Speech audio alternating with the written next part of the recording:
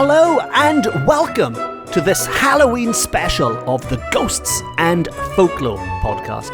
I'm Mark Rees, and on each episode I investigate a different, weird and wonderful subject.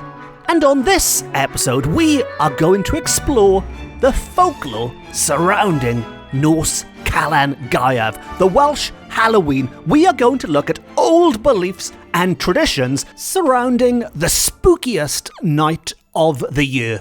There'll be witches, ghosts, goblins, and all manner of unnatural means of communicating with the dead and predicting the future. And I think, no matter how much you might already know about Halloween, there'll be something to surprise you, to delight you, possibly terrify each and every one of you. At least, I certainly hope so.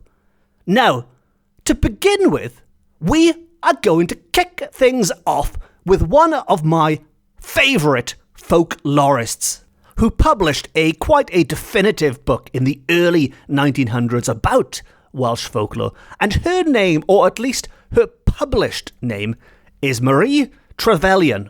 Now, this is known to be a pen name. By all accounts, her real name was Emma Thomas, but that was her maiden name, and when she moved to London and got married, she got yet another name. But for our purposes, the name on the front of the book that I am going to refer to is Marie Trevelyan.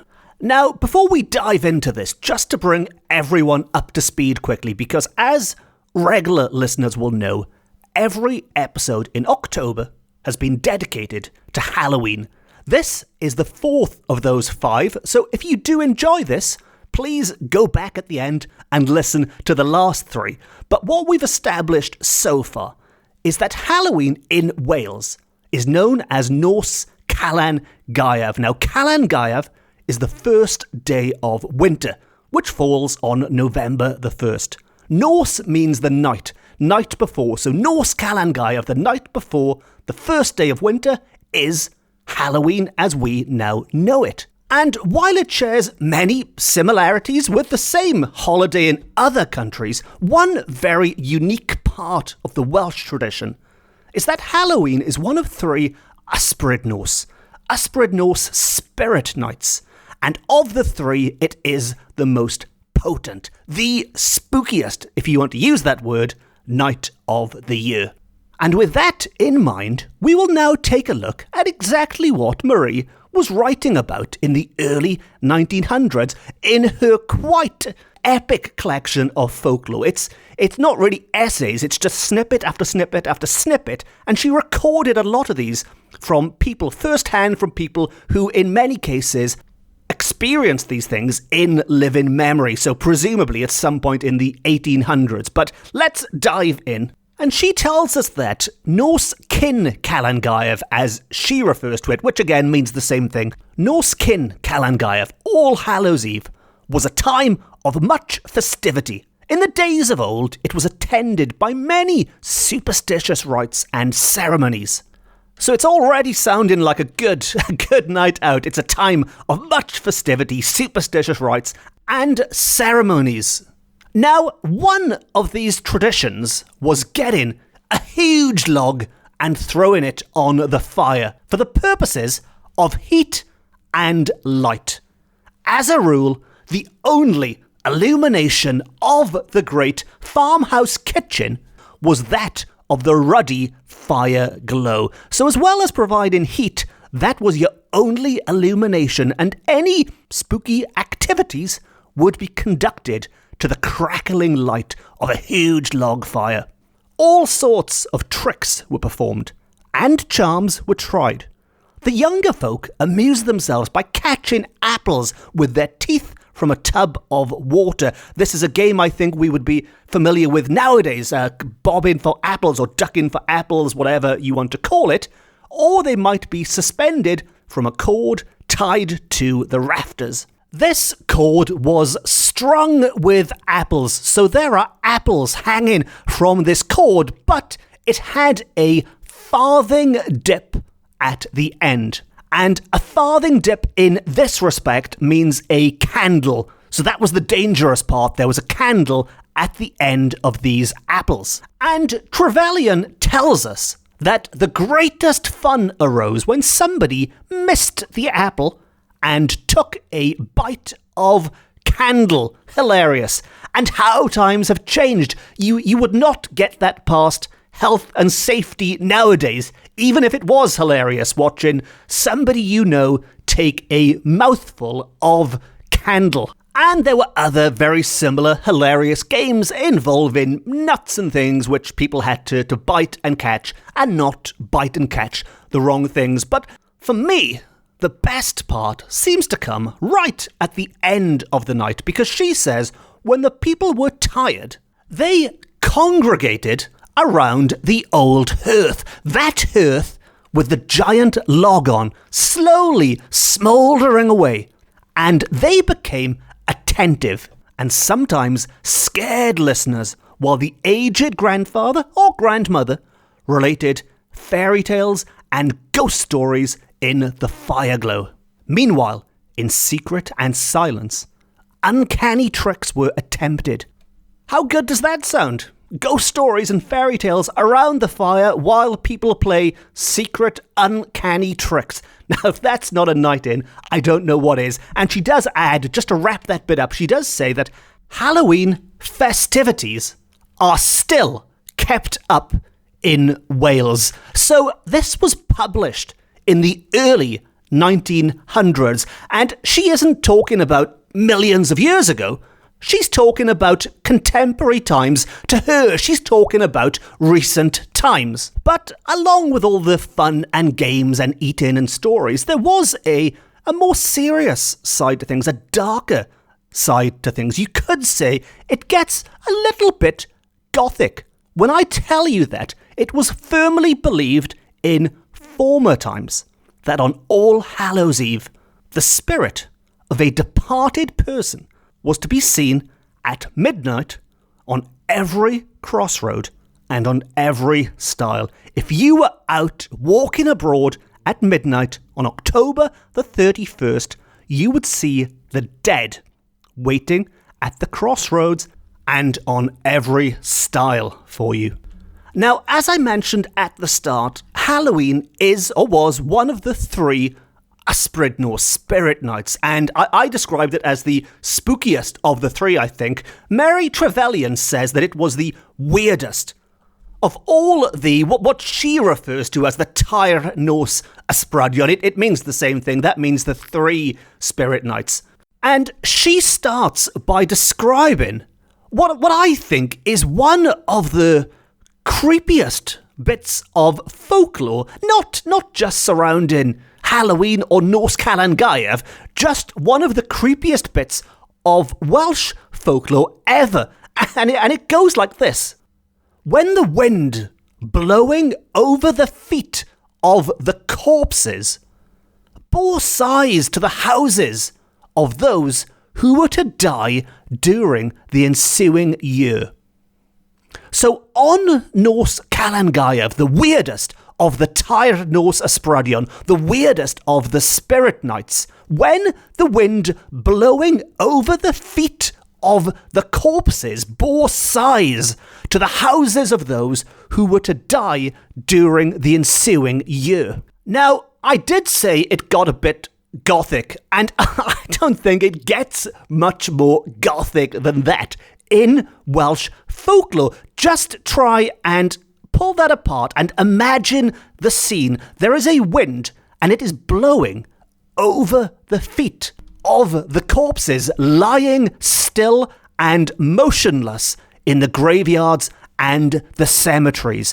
And if you are to die this year, that wind will carry from their feet into your house, into an open window, maybe through the cracks in the door. And if you feel a chill that night, maybe you will not be around to see the next Halloween.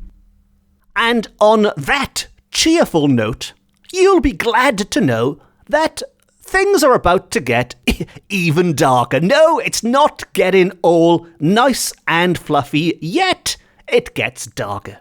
Because at midnight on Nos Calan Gaeaf, if any persons had the courage to run 3 times around the parish church and then peep through the keyhole of the door, they would see the apparitions of those who were soon to die. They would see the ghosts of the people that they know from their parish who would not be with them much longer.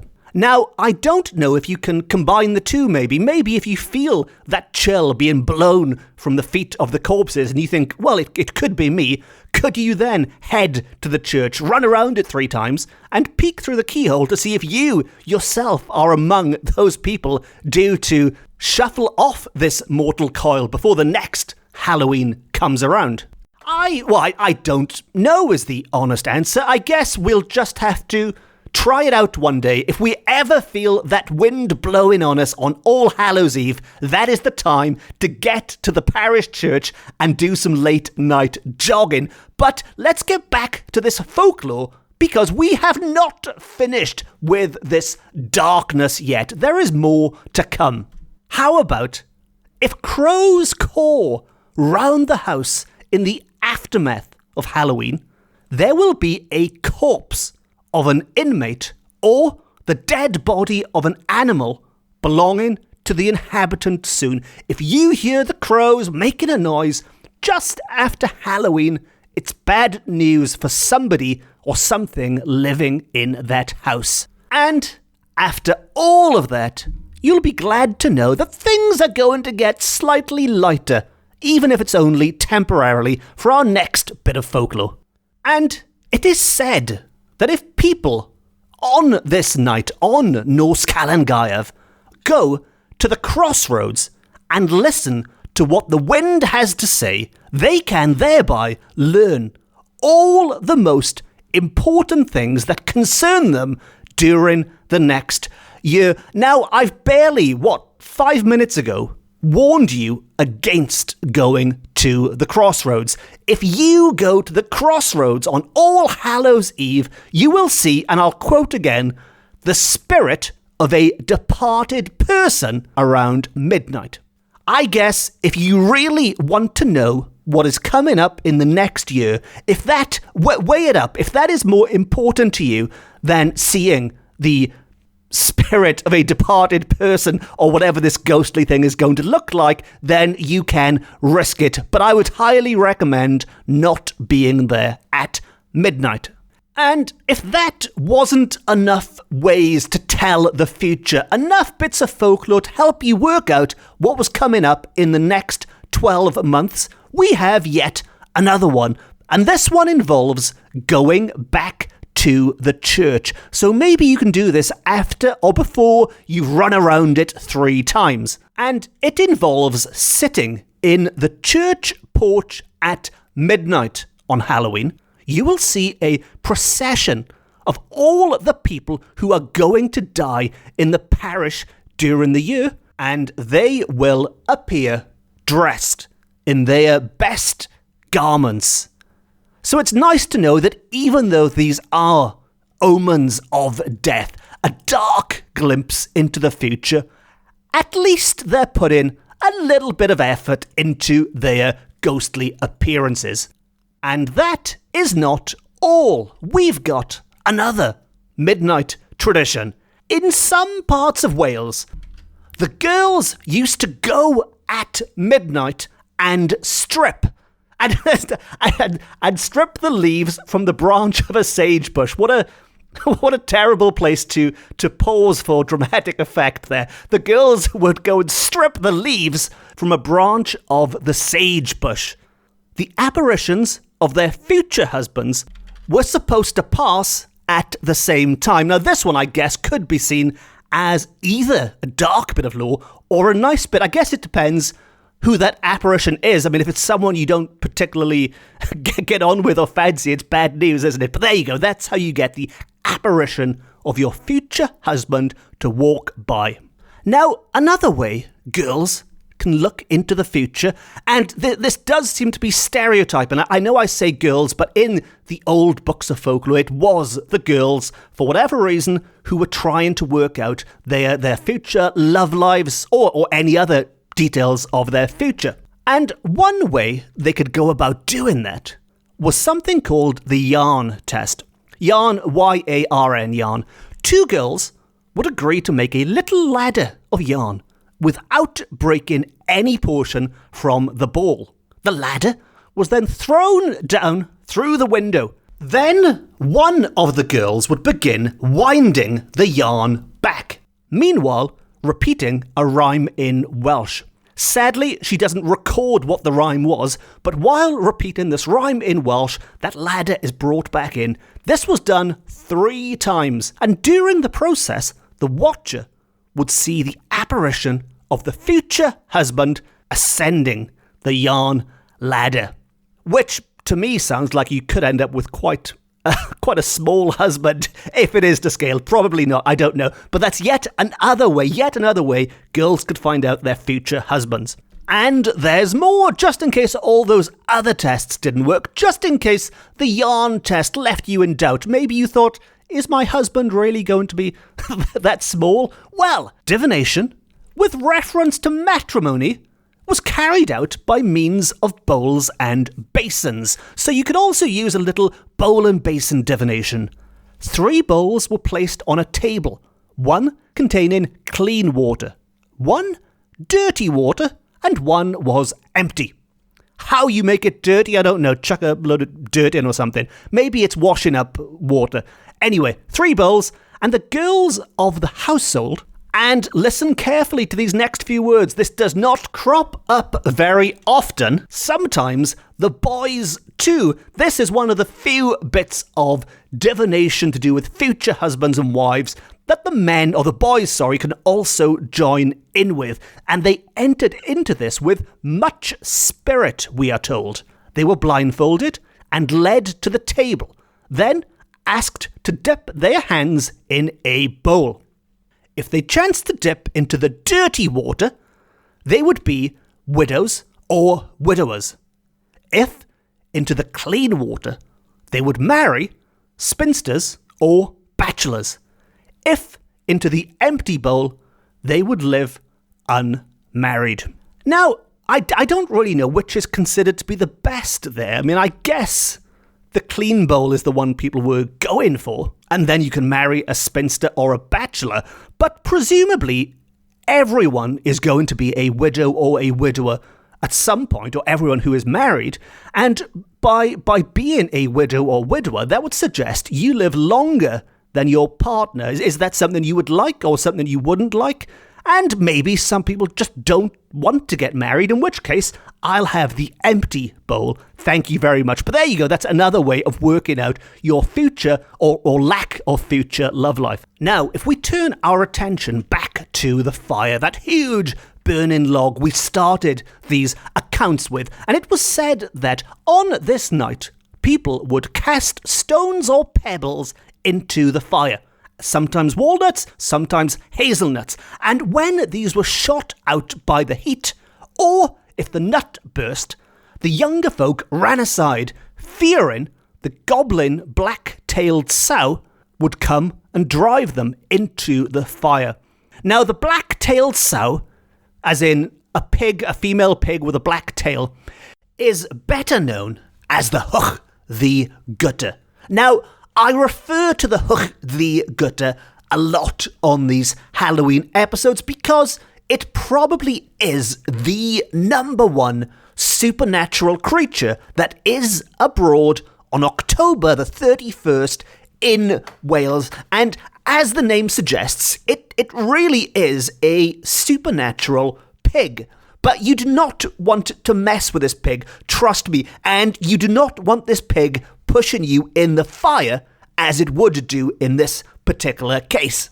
And to wrap up this little section, she does repeat a piece of folklore referenced on the last episode from the American author Ruth Edna Kelly, but that refers to leeks. And we are told that if a girl went backward and placed a knife among the leeks on this night, and concealed herself near at hand, she would have the pleasure of seeing her future husband taking the blade and throwing it into the middle of the garden. So your future husband is going to be somebody who randomly throws knives around gardens. And if you have listened to the last episode in which I spoke about that, you will notice that makes a lot more sense than the other version of it.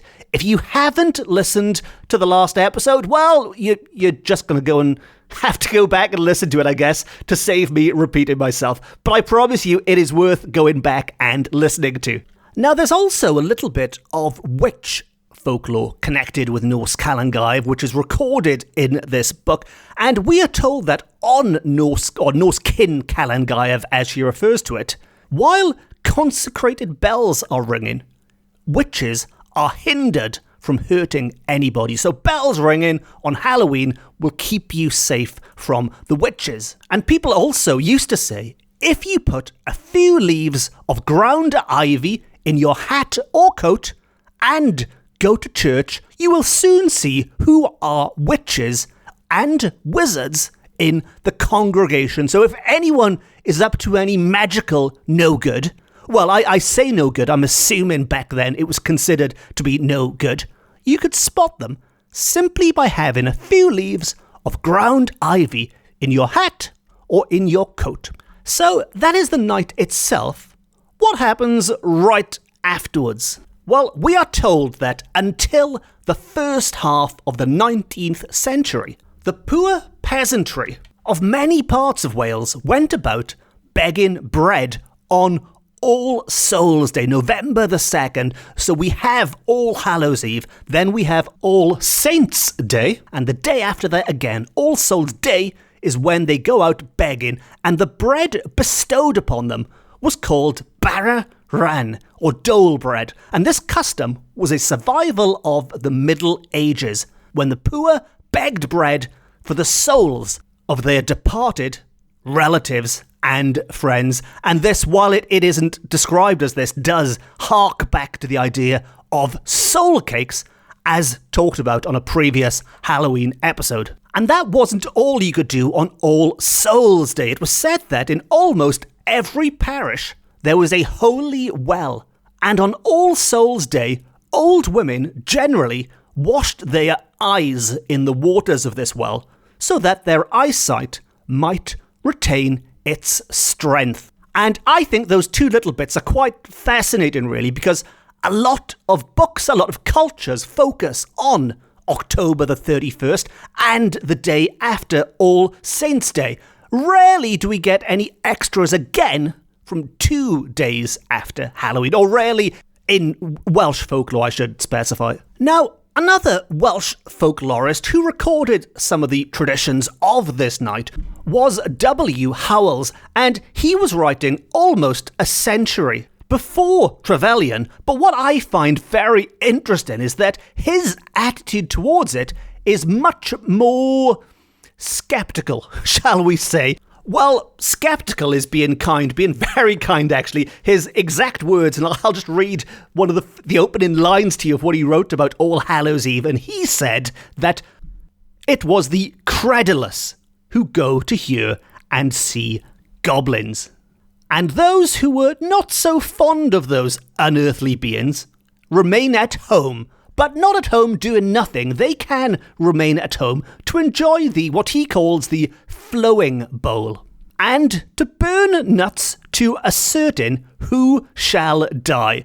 And I think when he puts it so dryly like that, to burn nuts to ascertain who shall die, doesn't sound quite as colourful as when Trevelyan explains exactly how and when and what people are going to die from. Now, he continues by telling us the less superstitious commemorate this eve by apple biting, diving, etc., as the English do on St. Clement's, which, from my understanding, takes place between Halloween and Christmas and is named after the Pope, Pope Clement.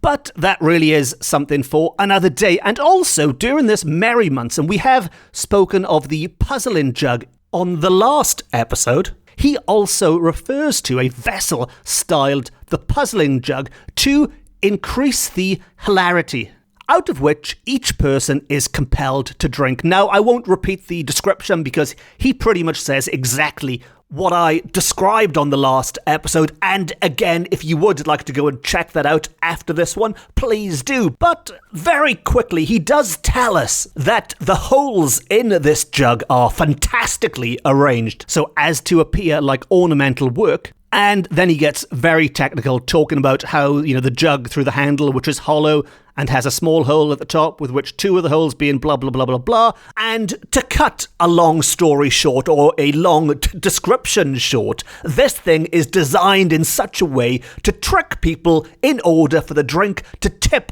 over them instead of going into their mouths. And that is wrapped up by saying that this trick is unknown to everyone, and consequently, a stranger generally makes some mistake, perhaps applying his mouth as he would to another jug, in which case the contents, generally ale, issue through the fissures on his person, to the no small diversion of the spectators.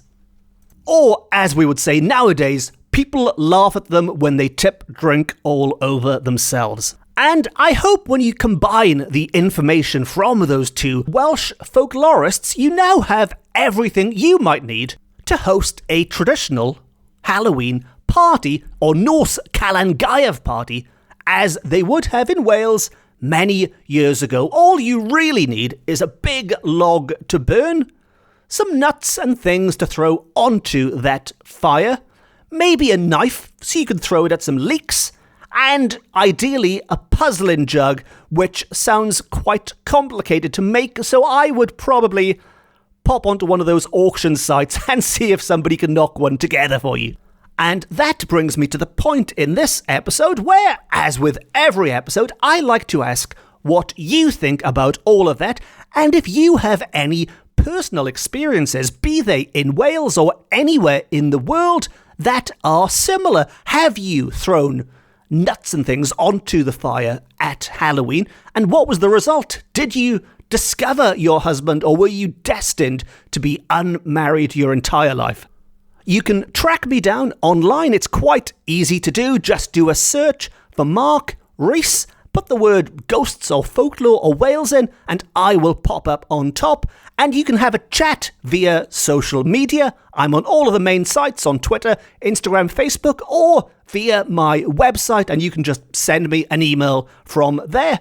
And it's always lovely to hear from people, even if you just want to say, hello, thank you for the Halloween stuff. And talking about the Halloween stuff, as mentioned, every episode in October is dedicated to Halloween. There are 5 in total. This is number 4. It's the penultimate one. And next week is the big one. So if you wanted to go back and check out the last 3, please do after listening to this one, of course. And then come back next week, unless you're playing catch up and it's already out there. But on October the 29th, I will be uploading what I expect to be my most ambitious, epic, probably longest episode so far. And the idea is that I am going to launch my new book online. Because of the way the world is right now, I am unable to do that in person. So I am going to launch my new book online on this podcast next week. I am going to have some special guests joining me, and we are going to look at things like Wales's most haunted places that you can visit for Halloween, some of our favourite stories, some interviews, even some tips on hunting ghosts on All Hallows Eve. That is all coming up on the next episode, and as always, I'm going to sneak in a quick little sneaky subscribe shout out here, but if you don't want to miss any of those episodes, please consider hitting the subscribe button. It's great for you because you will never miss an episode ever, and it's great for me because I know people are listening and enjoying and want to hear more. Now, as regular listeners will know, I've published a few books about ghosts, and many of these stories were long-lost stories I went rooting in the archives to find, rummaging through old newspapers and magazines and periodicals, trying to find these tales other people had overlooked for centuries.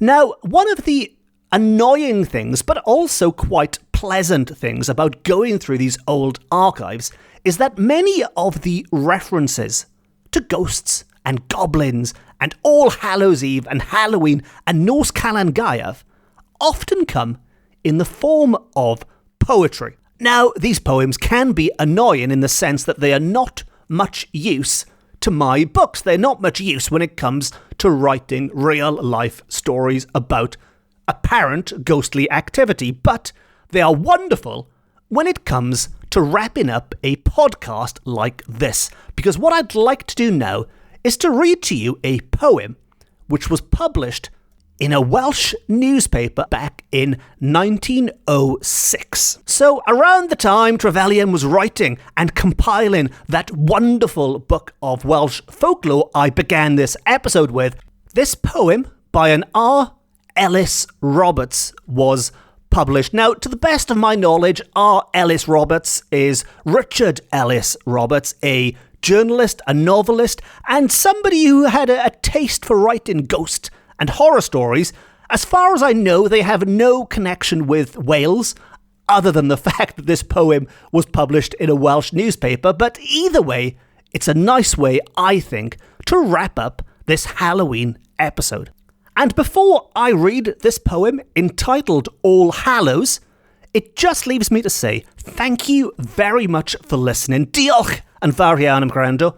I've been Mark Rees. This has been my Ghosts and Folklore podcast. It's the best, it's the beautiful, it's the only Ghosts and Folklore podcast beaming to you from Wales to the world. And it just leaves me to clear my throat and to read to you the short verses entitled All Hallows. This night the veil is lifted. This night the doors ajar. And the souls of men that have been can meet the men that are. Hark to the hurried spirits that throng the path to earth. They crave to be embodied. They yearn again for birth. Hark o'er the roar of tempest and smothered rush of rain. Can ye not hear the spirits of men long dead complain? We who so oft endeavour to peer beyond the gloom, who try to shift the limits assigned by death and doom, who long to see the faces where only darkness stares. What do we know of anguish, of agony like theirs? Until next time, Nos da.